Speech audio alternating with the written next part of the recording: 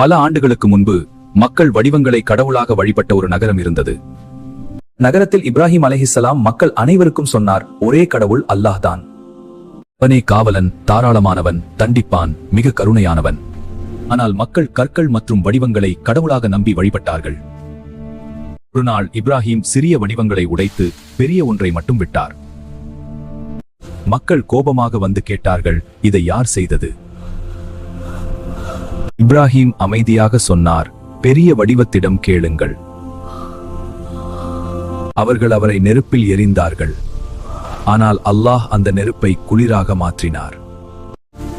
அல்லாஹ்வை நம்பினால் அவர் நம்மை எப்போதும் பாதுகாப்பார். ரமஸான் உங்கள் நம்பிக்கையை சோதிக்கவே அல்லாஹ் நிச்சயமாக உதவுபவன். இந்த வீடியோ பிடிச்சிருந்தா சேனலை சப்ஸ்கிரைப் பண்ணுங்க, லைக் பண்ணுங்க, ஷேர் பண்ணுங்க.